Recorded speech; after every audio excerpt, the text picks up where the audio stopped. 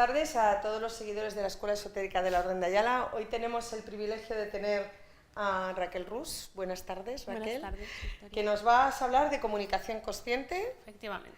Durante pues un rato extenso donde podremos entender pues lo que pones aquí, que realmente hay o cuál es la diferencia entre hablar y comunicarnos. Así que bueno, yo les voy a dejar con Raquel Rus. Esto es uno de los talleres, charlas, presentaciones de libro que tenemos gratuitamente en la escuela y que, bueno, pues de alguna manera ofrecemos el conocimiento también de una manera gratuita para que todo el mundo pueda acceder a él, no solamente desde España, sino desde cualquier parte del mundo. También, Raquel, tienes un taller el día 10 de noviembre. El día 10 de noviembre por la tarde estaré aquí dando el taller de Enneagrama. De Enneagrama. Así que quien quiera también unirse a este taller, pues se verá. Te dejo. Muchas gracias. Muy bien.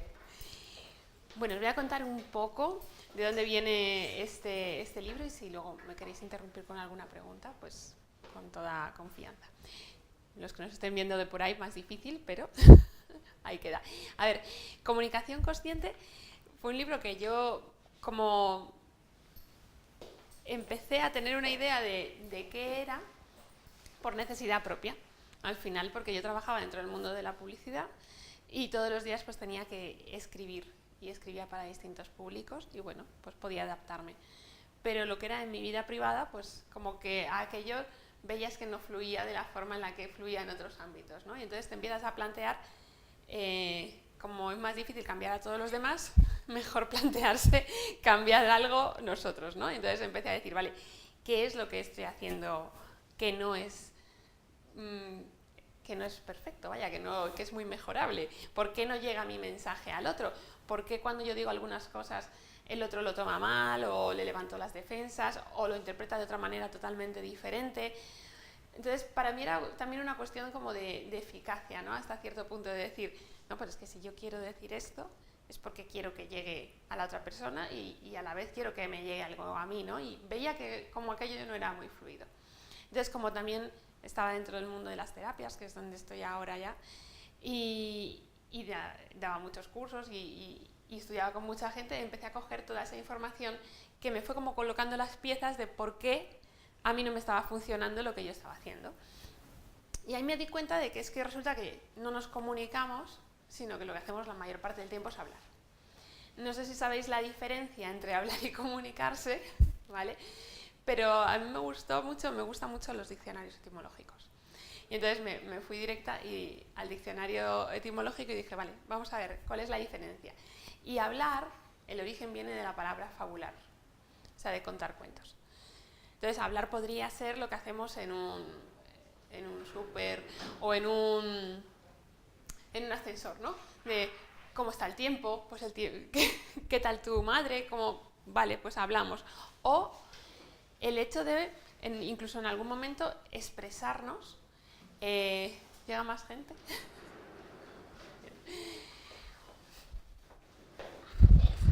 Bienvenidos.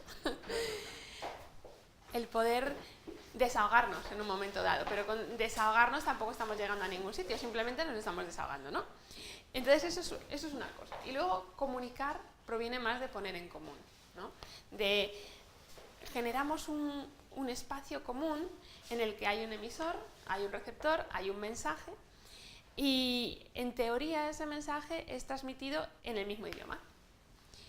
Digo en teoría porque aunque todos hablemos español, sabemos que no es lo mismo un español de España que un español de Ecuador, de Argentina, porque hablamos el mismo idioma, pero las connotaciones son totalmente diferentes.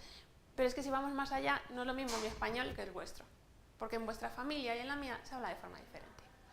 Entonces, cada palabra, de alguna manera, es como si fuera, la llenáramos de contenido emocional. Y cada uno no sabemos lo que tiene el otro. A lo mejor para mí la palabra, pues no sé, cualquier palabra no tiene un recorrido determinado, ¿no? Incluso con los insultos. Hay gente que es como, uy, me ha llamado tonto, y lo toma fatal, y para otras familias eso no significa nada porque es como, bueno, pues no tiene mayor importancia, ¿no? Depende de la palabra que se use, tú te la tomas de una manera o de otra. Entonces, cuando nos estamos comunicando Y cuando hablamos de comunicación consciente es que yo tomo conciencia, o sea, que me paro, estoy presente y hago un ejercicio activo y consciente, o sea, no estoy ahí hablando simplemente, de cómo estoy yo en el momento en el que hablo. ¿Cómo están mis emociones? Porque si yo resulta que estoy enfadada, a lo mejor no es el mejor momento para hablar, porque lo que va a salir por esa boquita a lo mejor no llega del todo, ¿no? O cómo está el otro, porque si a lo mejor yo estoy muy bien y el otro está enfadado, no lo va a poder recibir, aunque yo diga cosas que tienen todo el sentido del mundo, ¿vale? No va a poder recibirlo. O ¿de dónde viene esto? ¿Cuál es mi intención real? Esta es una pregunta más dura, ¿no? Cuando hablamos de comunicación consciente, porque muchas veces la gente dice, no, yo lo que quiero es decir la verdad. No, tú lo que quieres es poner límites o hacer otras cosas que no están relacionadas con la verdad. O sea, no es esa la intención. La intención puede ser dañar en un momento dado también. Y yo no digo ni que todo el rato haya que hablar amorosamente, ¿vale? O sea, no se trata de eso, pero que lo que hagas seas consciente también de las consecuencias.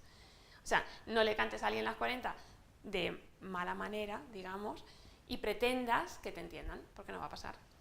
O sea, simplemente en el momento que tú estás levantando las defensas del otro, ahí ya no llega nada, ¿vale? Y ahora os voy a explicar por qué. Entonces, me he hecho aquí una guía para que no se me olvide nada, que luego me enrollo. Entonces os voy a explicar por qué no hablamos conscientemente. Hay 3 razones principales. La primera es porque nadie nos ha enseñado. O sea, nuestros padres, no sé si vosotros en vuestra familia os han enseñado de pequeños, no, mira, las cosas se dicen así porque si no el otro las recibe de esta manera. ¿Tú cómo te encuentras en este momento para tener esta conversación? A mí no me ha pasado en mi familia. Hay unos pocos privilegiados que sí han tenido esto, pero la mayoría no, porque asumimos que sabemos, que es la segunda razón por la que no lo sabemos. Porque en el momento que nosotros asumimos que sabemos algo, de forma automática hemos perdido la oportunidad de aprender. Entonces, asumimos que, no, pero si yo sé hablar, sí, bueno, sabes hablar, pero no sabes comunicarte. No, claro que sé, porque yo, sí, bueno, pero todos tus mensajes llegan a las personas, los reciben bien, ¿cómo es la energía que se genera ahí? ¿Cómo estás tú cuando estás hablando? ¿Eres consciente de eso? Entonces, eso es ir un poco más allá, ¿no? Y la tercera razón por la que no nos comunicamos conscientemente es porque es más cómodo. Sinceramente, es mucho más cómodo. Porque en el momento que yo genero un espacio común contigo, yo también tengo que estar permeable y tengo que escucharte. Y eso a veces tampoco apetece, porque a lo mejor tengo que cambiar algo y me tengo que dar cuenta y tengo que mirar hacia adentro. Y eso siempre nos pone en un lugar un poco vulnerable, ¿no? Entonces es mucho más cómodo decir, no, mira, yo lo hago bien, lo tengo controlado y no tengo que hacer nada más, ¿vale? Entonces nos hemos acostumbrado un poco a esa comodidad, de alguna manera, de que estamos muy identificados con lo que creemos que somos. Pero en el momento que estamos identificados, no podemos ir más allá. Entonces, claro, la comunicación consciente es, si yo me abro a este espacio contigo y tú me estás aportando cosas y yo te estoy aportando cosas, los dos cambiamos. Entonces también se produce un crecimiento diferente, ¿no? Cuando estamos en eso. Y esto es importante por 2 razones principales, porque no somos seres racionales, por más que digan. Somos seres emocionales, y esto está comprobado, y somos seres sociales. Pero no somos seres racionales. De hecho, ya hay unos estudios científicos que a mí me gustó mucho leer, que poniendo a la gente, pues todos los cacharritos estos que ponen, ¿no?, los científicos, medían la dopamina en el cuerpo a la hora de tomar una decisión. Y entonces, dependiendo de la decisión, la dopamina subía o se estabilizaba o debía de bajar. No me acuerdo ahora si bajaba o se quedaba igual, ¿no? Entonces, primero se producía la descarga de dopamina y luego entraba el cerebro, ¿vale?, a buscar razones, pero la decisión ya había sido tomada por la emoción, ¿vale? Y el cerebro lo que hacía era dar razones a favor o en contra según le conviniera, ¿vale? Pero la decisión estaba tomada porque a nivel emocional tú ya habías tomado esa decisión frente a lo que fuera, ¿no? Entonces somos seres emocionales por múltiples razones. Por ejemplo, no sé si conocéis la teoría del cerebro triuno. ¿Alguno? Tampoco. Pues resulta que Paul MacLean, que era un científico, él lo que desarrolló fue esta teoría que se basa en que tenemos como 3 cerebros diferenciados, ¿vale? Del más antiguo al más nuevo. Entonces, el más antiguo estaría aquí en la base de nuestro cerebro, el bulbo raquídeo, esta zona, y lo que dice es que ese cerebro es el que se llama el reptiliano. Y ese cerebro, ahí sí nos empieza a sonar un poco más, vale, ese cerebro es el que se encarga de nuestra supervivencia, es el que hace acción-reacción, es el que cuando tú vas por la calle en verano tranquilamente y hay una avispa, haces así, pero no has pensado, madre mía, una avispa, voy a darme la vuelta y hacer así con la mano para espantarla. No, hay algo que te ha hecho hacerlo de forma automática, porque este es el cerebro de los automatismos, ¿vale? Entonces, es el más rápido de todos. El siguiente cerebro que se desarrolla, es como otra capa encima del primero, es el límbico. Entonces, el límbico es el de las emociones, en el que ya cogen y entran los mamíferos y es yo te quito los piojos, tú me quitas los piojos, esto une mucho. Y además, pues también es el pasado, ¿no? El cerebro límbico ya empieza a tener información del pasado y tiene la memoria y tiene, por tanto, también el aprendizaje. Y el último y el más nuevo que tenemos es el neocórtex, que sería el del pensamiento, el que permite imaginar, proyectarnos hacia el futuro. Bueno, pues una vez sabido que tenemos estos tres cerebros, hay que también saber que cuando estamos con miedo, cuando estamos ansiosos, cuando hay algo que nos ha impactado, cuando hay algo que nos ha sacado de nuestro centro, ¿quién creéis que manda? De los tres. Exactamente. El reptiliano. Entonces tú imagínate vuestro reptiliano hablando con otra persona, que está en acción-reacción, en supervivencia, en instinto, en pura velocidad, como me ataques te ataco. Ahí no puede haber nada que sea parecido a la comunicación. Y ahí es donde se comunica la mayoría de la gente, porque es como, ¿y tú más? Hola, ¿y tú más? Y dices, pero ¿qué ha pasado si no he dicho nada? No, pero es que la persona ya está así, ¿vale? Entonces eso es algo como muy básico, el conocer que estás en reptiliano, el ser capaz de aceptarlo y decir, me voy a dar un paseo, que es un equilibrador hemisférico, por ejemplo, el caminar, a ver si se me pasa, que hace mucha gente de forma instintiva y funciona muy bien, por ejemplo. ¿No? Entonces, eso es súper importante. Luego también dentro del cerebro tenemos otro elemento importante, que es que nuestro cerebro tiene la manía de filtrar la realidad para que coincida con lo que nosotros pensamos. Y esto es algo que hace de forma automática. Entonces, ¿no os ha pasado que hablas con alguien, estás diciendo totalmente lo contrario y dice, ¿verdad que tengo razón? Y dices, no me ha oído. Te acabo de decir todo lo contrario. Porque ahí están los filtros, ¿vale? ¿Qué tenemos que hacer? Tomar conciencia de los filtros, de que realmente estamos filtrando la realidad, que de todo lo que nosotros vemos solo va a llegar una pequeña parte y es la que nosotros consideramos que es destacable o que vibra con nosotros. Que no vibra, que no está de acuerdo con nuestros pensamientos, nuestros patrones, lo que nos han enseñado nuestras creencias, automáticamente va a ser rechazado. Entonces, claro, ya vemos que la realidad es muy difícil decir cuándo alguien tiene razón, por ejemplo. De hecho, si fuéramos más conscientes, no asumiríamos nada como absolutamente real, porque asumiríamos que podemos estar en cualquiera de estos cerebros, quizás en el más básico, y que además le estamos filtrando. Aparte de eso, tenemos nuestra amígdala. ¿Sabéis lo que es? ¿Hemos oído hablar de ella? Bueno, la amígdala es una parte muy pequeñita, que como de una uña más o menos, se llama así que significa almendra, porque la forma es parecida, y hay una amígdala en un hemisferio y otra amígdala en otro hemisferio, ¿vale? La amígdala es como lo que graba todo lo que ocurre en nuestra vida, sobre todo cuando hay algo que nos ha impactado. Entonces, si por ejemplo estás en el metro y a ti de por sí el metro no te hace muy feliz, ¿vale? Imagínate que hay un frenazo muy fuerte, pues porque ha pasado cualquier cosa, ¿no? Cualquier accidente o alguien que pues, se ha caído y han tenido que frenar. Entonces, todo eso automáticamente la amígdala lo va a grabar con gran detalle, ¿vale? Va a grabar el ruido, va a grabar la sensación, va a grabar lo que llevaba puesto la gente de alrededor y lo que llevas puesto tú. Va a grabar también, quizás incluso se acuerde si acabas, o imagínate que estabas picando unas patatas mientras estabas en el metro, va a grabar también ese sabor. El olor de la colonia del de al lado, va a grabarlo todo.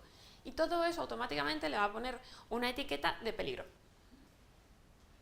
¿Vale? Entonces, esta es otra forma más en la cual vemos que realmente no estamos viendo nunca la realidad, porque cuando nos situemos en cualquiera de esos escenarios de alguien que tiene esa colonia, de que me como unas patatas, no sé si os ha pasado de que antes de poneros enfermos, la última comida que tuvisteis, hay cosas que no podéis volver a comer, porque ya la ha grabado. Y entonces hace que genere un rechazo, ¿vale? O incluso lo que llevas puesto, o ese ruido, o el mismo hecho de ir en el metro, ¿vale? Entonces, todo el rato la amígdala hace que filtres la realidad para que no sea peligrosa. Entonces, si esa persona a lo mejor has tenido una mala experiencia o se parece a alguien con la que tú estás hablando, con la que tú has tenido una mala experiencia, a lo mejor ya tu forma de comunicarte no va a ser la misma, ¿vale? Y si no eres consciente, eso puede afectar a toda la relación, ¿vale? Más cositas.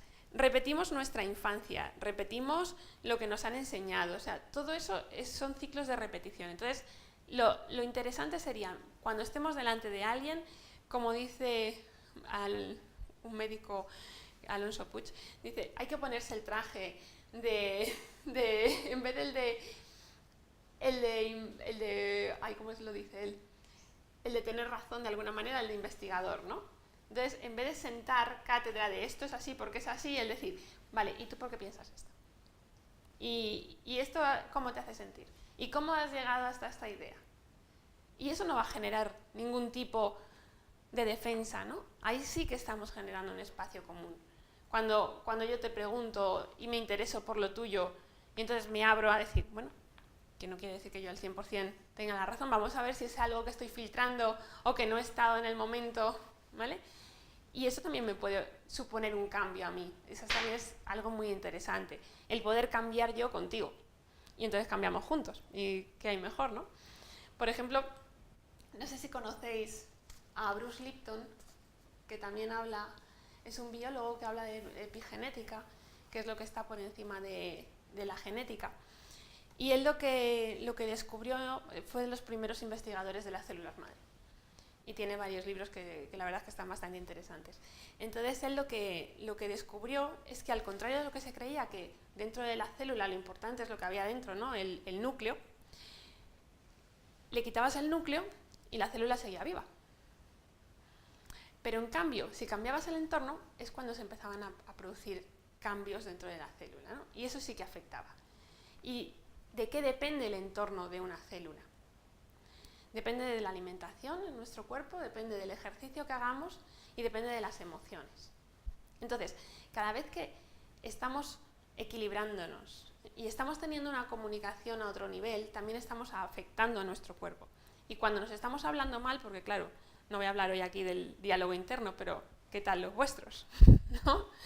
Porque eso también genera unas emociones determinadas. O sea, está la comunicación con el otro de lo que estoy diciendo, y depende de lo que diga me está afectando a mi cuerpo. Lo que el otro me está diciendo también me está afectando. Pero es que ya solo hecho de estar pensando de una determinada forma de mí, ya también está generando una energía determinada, ¿no? Esa gente que está todo el día con el juez de lo has hecho mal. O podías haberlo hecho mejor. O mira que eres tonto. Todas esas cosas son súper dañinas para todos nosotros, ¿no? No sé si tenéis alguna duda por ahora, que estáis ahí muy callados. Cuando ya la comunicación se ha roto, es decir, en una pareja o en una relación de amistad, ¿cómo podemos actuar? ¿Tú quieres volver a tener una comunicación? Efectivamente. Tú imagínate, pues eso, que hay una relación que está rota, porque ha habido una mala comunicación. ¿Cómo se puede llegar, o cuáles pueden ser, o parte de las herramientas para llegar otra vez a construir? Porque es difícil cuando a lo mejor la otra persona... Bueno, lo primero es que cada uno tiene derecho también a romper la comunicación. Eso, por consciente que sea, sería interesante tomar conciencia de por qué lo has hecho, ¿no?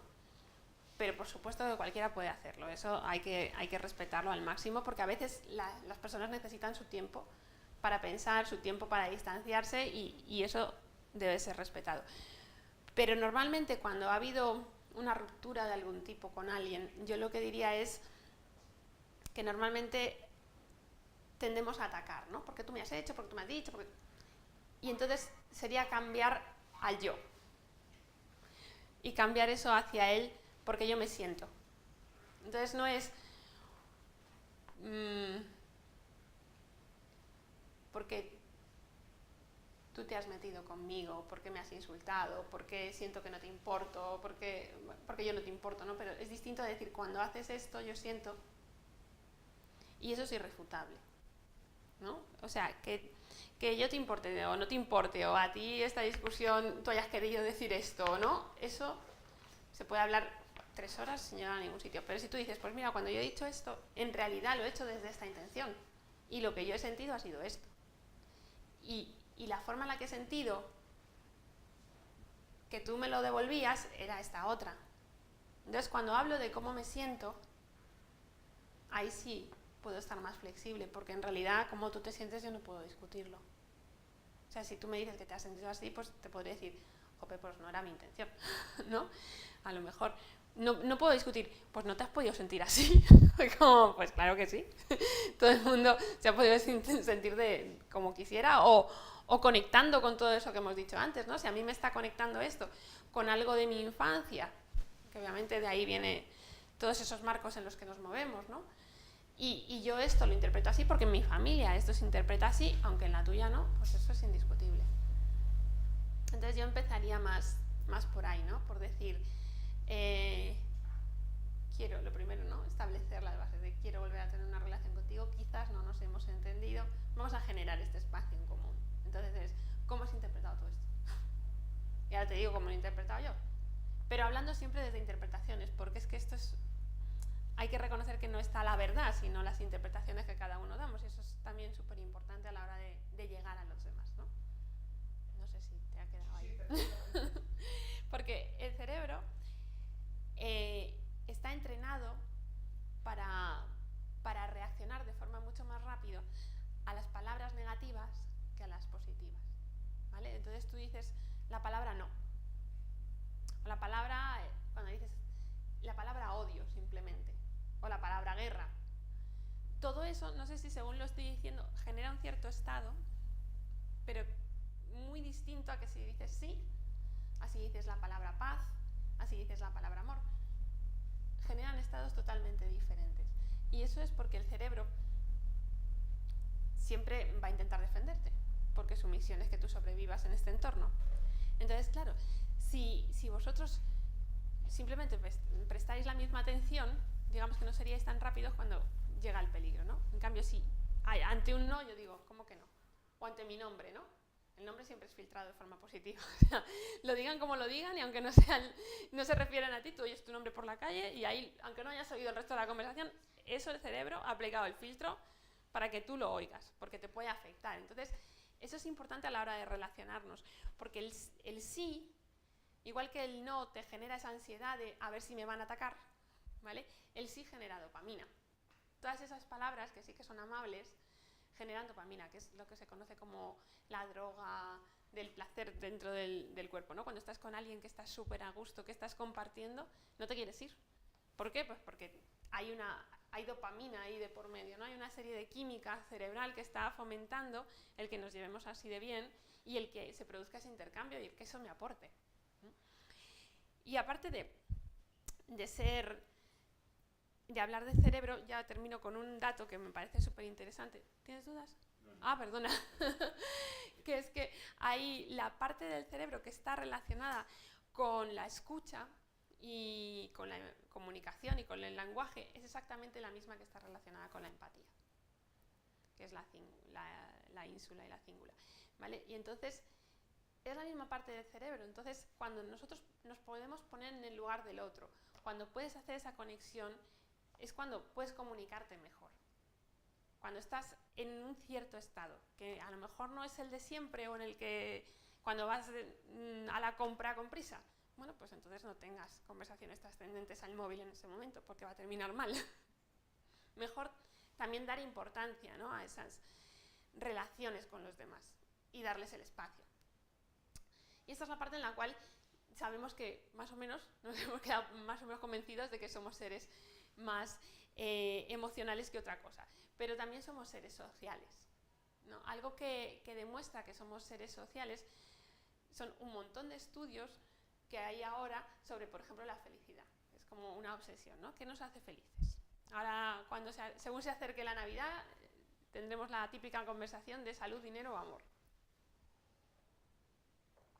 ¿Qué creéis que hace más feliz a la gente? Vale, y en general, ¿qué podrían decir los estudios? Yo creo que el amor. Uh-huh.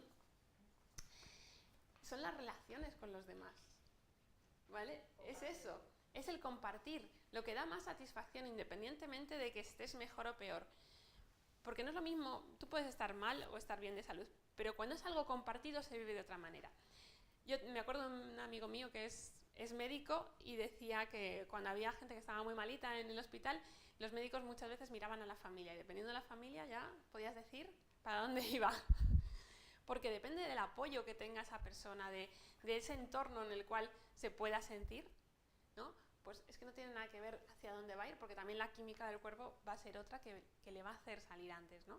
Entonces, hay un investigador en Estados Unidos que se ha especializado en esto, que se llama Martin Seligman, si queréis ponerlo en Google cuando salgáis, y él dice que son las relaciones con los demás, el tiempo que pasamos con los demás y la intensidad de esa relación, ¿no? No es lo mismo me caes súper bien y hemos tenido 3 minutos aquí de compartir, o salimos de aquí y te puedes tirar una hora compartiendo de verdad y diciendo, pues cuéntame eso, te doy, ¿sabes?, mi opinión, o buscamos un entorno común que a lo mejor no tenemos nada que ver, ¿no?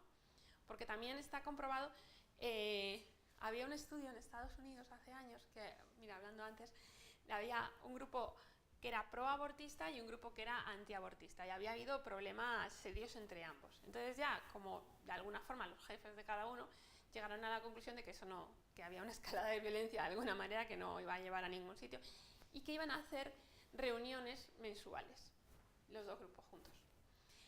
Y entonces cuando a lo largo de los meses se les preguntaban, decía, bueno, ¿tú has cambiado de opinión? Y dice, no, yo no he cambiado de opinión, pero ahora les entiendo.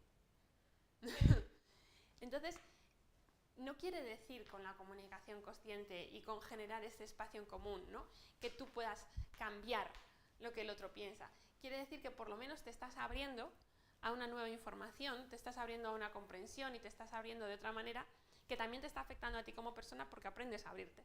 Y entonces aprendes a ser más permeable y eso también te puede dar nuevas pistas para aprender cosas sobre ti, que son interesantes, ¿no? Entonces, para mí es muy importante el hecho de comunicarnos de otra manera, porque cuando nos comunicamos de otra forma, estamos enseñando a otros a comunicarse también de otra forma. Incluso cuando alguien llega y te dice, he dicho esto y creo que no me han entendido. Y dices, bueno, a ver, repíteme cómo lo has dicho. ¿Y por qué no pruebas?, ¿no? Y vas dando pistas y eso genera una energía muy determinada. Y creo que hay mucha gente ahora que quiere cambiar las cosas y quiere cambiar el mundo, y si no nos entendemos los unos a otros, para mí no vamos a conseguirlo nunca. Para mí me parece como básico y como un punto muy, muy importante dentro de cualquier cambio personal y global, el hecho de poder tener estos espacios comunes donde podamos compartir y abrirnos. Y bueno, no quiere decir que lleguemos a estar de acuerdo en todo, pero que por lo menos tenemos esa oportunidad, ¿no?, de cambiar las cosas. Te cuento, te preguntan desde internet, Rosa desde Chile, ¿qué aporta o cómo puede ayudar tu libro para ayudarnos a comunicarnos conscientemente? A ver, lo que aporta, os cuento un poco. El libro está dividido en 3 partes. La primera parte, lo que yo explico es un poco lo que os he contado aquí ahora, así por encima, de por qué no nos estamos comunicando como nos haría bien, de alguna forma, ¿no?, conscientemente. Entonces explico todos los mecanismos del cerebro, porque parece como técnico a algunas personas, a otras les resultará tremendamente interesante, pero a todos, cuando lo entiendes y estás en situación, te salta una pequeña alarma que antes no había y es como que la has instalado, que dice, a ver si vas a estar en reptiliano, amiga, y te tienes que callar y dejarlo para luego, ¿no? Entonces, es interesante. También doy técnicas para equilibrar el cerebro, ¿no? O sea, es algo bastante práctico. Luego, en la zona central del libro es por cómo comunicarnos, ¿no? Entonces, ahí hay un montón de ejemplos, desde hablar con niños, hablar con el decir que no, la gente que tiende al victimismo, hay de todo, ¿vale? De ejemplos de la vida. Los juegos dañinos en los que entramos, que los tenemos establecidos como si fueran normales, y pueden ser normales pero no son sanos, entonces es llevarlos al consciente. Y la última parte es sobre todo el cómo nos afecta y el por qué es tan importante el hacerlo a nivel también global. No sé si hay más. De momento, ahora leo, es que están llegando. Vale. Bueno, sobre todo te están felicitando, entonces... Qué majos, pues muchas gracias. Sí, además de Argentina, México, bien, muy bien. No sé si tenéis alguna duda de lo que... La verdad ¿Todo es que claro? tiene que explicar muy bien. Qué majos. Si tenéis alguna duda, aprovechad. Porque, a ver, yo para mí lo que he hecho ha sido basarme en todo lo que he ido aprendiendo en todos estos años de terapia y de crecimiento personal. Y, por ejemplo, una de las cosas que mencionábamos al principio, que es el eneagrama, también me parece... No sé si lo conocéis. No, yo te iba a ¿Sí? preguntar después. Ah, ¿Qué significa? pues mira, os cuento un poquito. El eneagrama es un sistema que divide en 9 los tipos de personalidad, ¿no? Entonces, todos pensamos que el resto debería actuar como nosotros de forma obvia, ¿no? Yo tengo razón, el resto debería hacer las cosas. En el fondo hay esto. ¿Pero por qué hace esas cosas tan raras? ¿Por qué no lo dice como yo? ¿Por qué no hace lo que yo haría? ¿No? Todos pretendemos esto. Entonces ahí entiendes que hay 8 formas más, aparte de la tuya, ¿vale?, de hacer las cosas, de sentirlas, de establecer prioridades, de vivir en definitiva, ¿no? y de ver la vida. Entonces, cuando entiendes y eres capaz de empezar a identificar de alguna manera tu eneatipo y el eneatipo de los demás, empiezas a entender que a lo mejor cuando tú dices eso de esa manera, aunque yo lo esté interpretando desde mi eneatipo de otra manera diferente, en realidad no hay intención. O sea, un ejemplo divertido.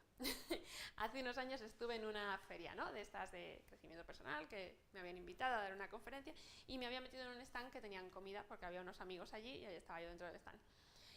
Y el señor del stand era de estas personas súper amables, tranquilas, y estaba dando unas tapas de sobrasada con la cerveza ecológica que vendieran, ¿no? Y entonces llegó un chico de un stand cercano, probó la tapa y le dije: mira, majo, pero así, mira, majo, esto está muy bueno, pero a mí no me digas que esto es sobrasada, de verdad, sí, será vegetariana, pero esto está mal hecho. Está mal hecho porque la verdad tiene un sabor diferente porque se hace con pimentón. Yo te voy a decir a ti esto, apunta, cómo se hace. Y yo estaba atrás con la mujer y la mujer tenía ganas de salir y asesinarlo. Entonces yo, que le estaba viendo, digo: uy, pues a mí me parece que esto es un 8, ¿no? Un tipo 8. Entonces, claro, yo se lo explicaba a su mujer, que estaba crispadísima, de cómo viene a mi stand a decirle a mi marido cómo tiene que hacer esto. Y decía: mira, la forma en la que se lo esté diciendo quizás no sea la adecuada. Pero si yo tengo razón, porque hay cosas que parece que este chico, por lo que ya la había visto durante el día y tal, podría tener algo, que no digo que fuera, pero podría tener algo de este eneatipo, su intención es la mar de buena, porque si no le importara o no le hubiera caído bien tu marido, no habría dicho nada y no habría vuelto. Pero lo que está intentando es hacer su aportación. A lo mejor no de la mejor manera, pero el hecho es como que le está diciendo: mira, esto vamos a mejorarlo, como que hay una implicación de alguna forma, aunque tú, si no sabes lo que está haciendo, lo puedes interpretar como algo que era agresivo. O sea, yo no digo lo contrario, pero cuando ya lo sabes dices: ah, pues vale, pues entiendo tu intención, o sea, puedo ir más allá. Entonces también es verdad que facilita el comunicarnos, facilita el conocernos a nosotros mismos y facilita el conocer a los demás, que es la parte también interesante, ¿no? El poder entender el eneatipo de tu pareja o el eneatipo de tu familia, ya ni te lo cuento. Cuando llegas a eso, no sé si tú, que sabías un poco, y has identificado a las de la familia. No, pero el de la familia es algo que es muy interesante saber. Sí, es como que de pronto entiendes todo, o sea, sobre todo cuando a lo mejor los padres y los hijos son muy diferentes y tú te has pasado la vida diciendo: ¿por qué mis hijos son así? Y el otro: ¿por qué mis padres son así? Y no... Y es eso, o sea, aparte del problema generacional que todos podamos tener con nuestros padres, ¿no? Pero es que, claro, es que hay cosas que son como más de base. Es que si lo que a ti te pide el cuerpo es una cosa y lo que me pide a mí es la contraria, no quiere decir que ninguno tengamos razón, quiere decir que, nuestros puntos de vista son totalmente apartados, ¿no? Entonces, si hacemos ese tipo de comunicación, de generar un espacio común, por supuesto que vamos a poder llegar a entender al otro, a respetarlo y a aceptarlo. Pues si además sabes el eneagrama, y en ese caso su eneatipo, es como que puedes llegar mucho más abajo, ¿no? Mucho más profundo y ver que a lo mejor lo que a ti te pone de los nervios porque te parece que es poco atrevido, es que al otro le está moviendo toda la ansiedad de su vida, ¿no? Entonces es como, no puedes juzgar tanto, ¿no? Y cuando no puedes juzgar tanto, pues claro, no entras en reptiliano, como hemos dicho antes. Bueno, están preguntando, yo no sé si casi ha quedado respondida, pero bueno, dice en qué nos puede ayudar a nosotros mismos saber nuestro eneatipo. ¿A nosotros mismos? Pues mira. Saber a qué grupo de eneatipo pertenecemos. Nosotros creemos que somos de una manera, todos. Y luego creemos que hemos ido cambiando a lo largo del tiempo, que lo que hemos ido haciendo es refinando nuestro estilo, pero al final lo que mueve por abajo, lo que bulle en cada uno, la base sigue siendo muy parecida, ¿no? De cuando eras muy pequeño hasta ahora, has podido filtrar, has podido entender cosas, has podido ser más sutil, pero lo que te mueve no cambia. Entonces, cuando descubres que el por qué es eso que te está moviendo, lo que hay debajo, ¿no? Y que a lo mejor ya no lo necesitas, porque eso se formó en la infancia. Entonces, a lo mejor te hace replantearte vale, yo hasta ahora me he identificado con esto porque me hace sentirme seguro, porque me hace sentirme poderoso, porque me hace sentirme divertido, ¿vale? Pero a lo mejor es que esto que yo estoy haciendo es una huida de esto que debería estar mirando para poder crecer.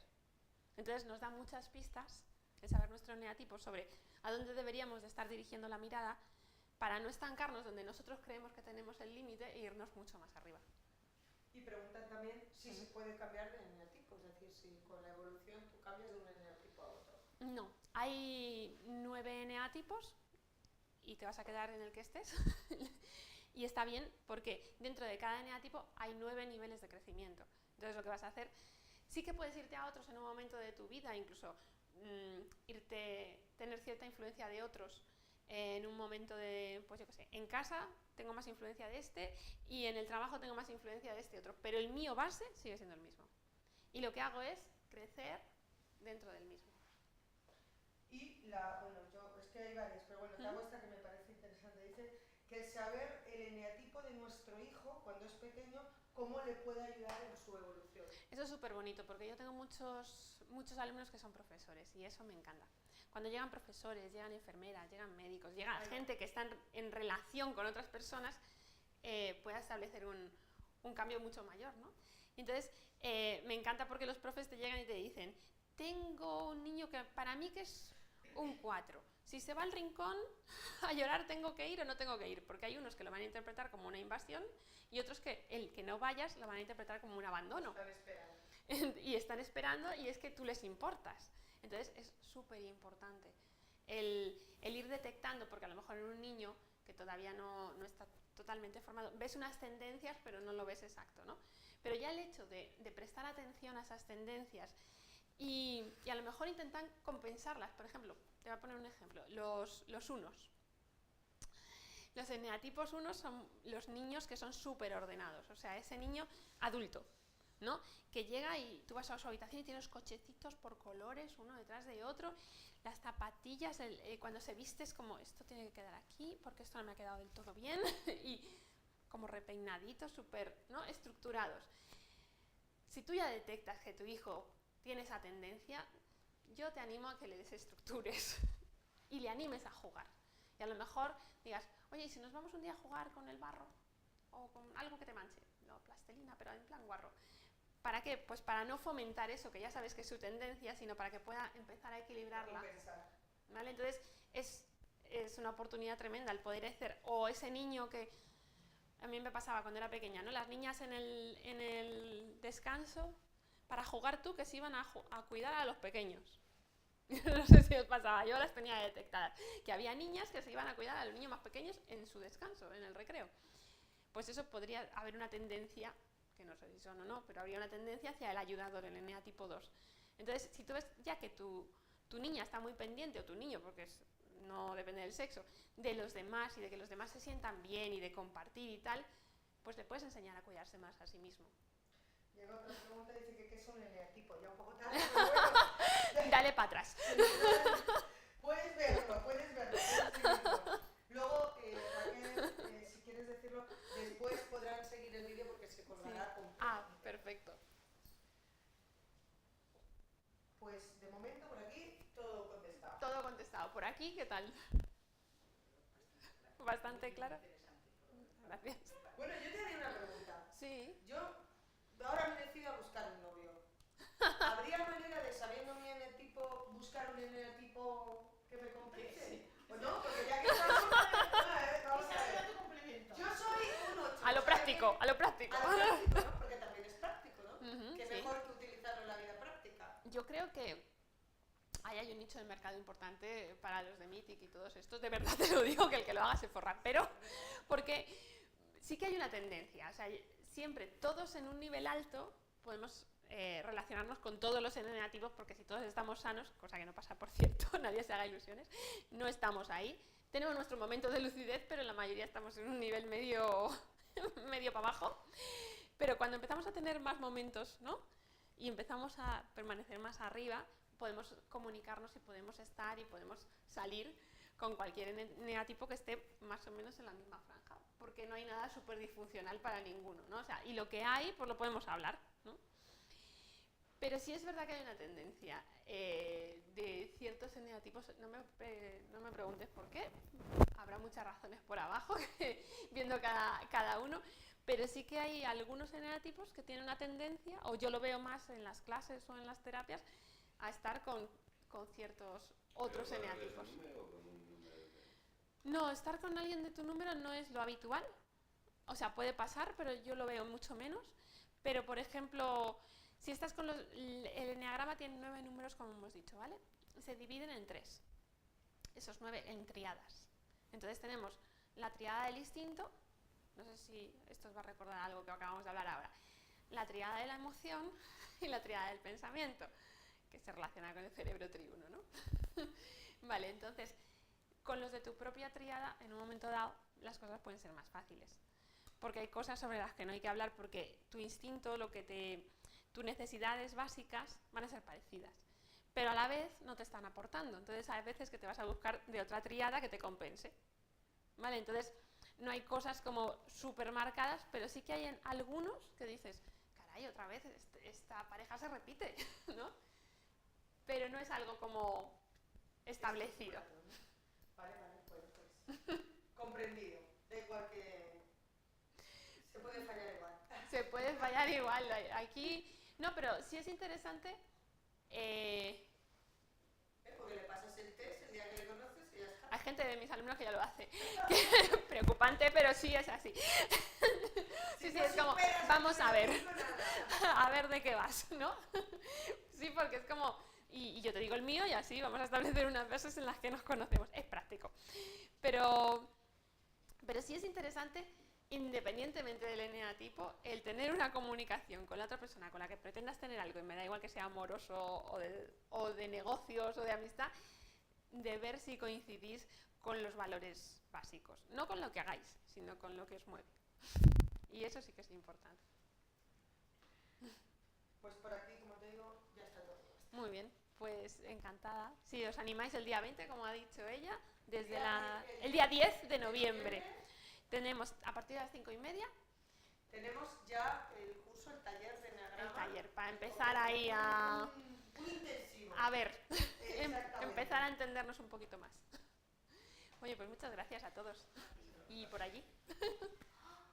La confianza. Dice, en cuanto a la comunicación consciente, la confianza hace la comunicación inconsciente. Luego ya se lo resuelves. En cuanto a la comunicación consciente, la confianza. Bueno, Hace la comunicación claro. inconsciente. Si se está refiriendo a esas manías que llegamos a tomar con nuestra pareja o la gente más cercana, si todas las partes implicadas están intentándolo, es un lujo, porque puedes sacar muchísimo más y a lo mejor alguien que tú crees que conoces, se pueden llegar a unos niveles de conocimiento muchísimo más profundos, más interesantes, ¿no? Y en vez llegar a esa inconsciencia, llegar a una hiperconsciencia al contrario, ¿no? Es decir, vale, vamos a sentarnos. Bueno, pues yo creo que queda respondido. Y bueno, pues nada, con esto terminamos. Tenéis el libro de comunicación consciente para que tengamos unas herramientas y podamos, pues bueno, evolucionar día a día, ¿no? Hacia el camino que tú hablabas de la felicidad, pero en el fondo, pues lo que necesitamos es estar bien con nosotros. Estar bien, ¿no? Bueno, pues muchas gracias, Raquel, por compartir estos momentos con nosotros, por haber contestado a la gente que está llegando de todo. Encantada. Qué bien, ¿no? Sí, un lujo. Y muchas gracias a todos los que habéis venido aquí físicamente. Muchas gracias, encantada. Gracias.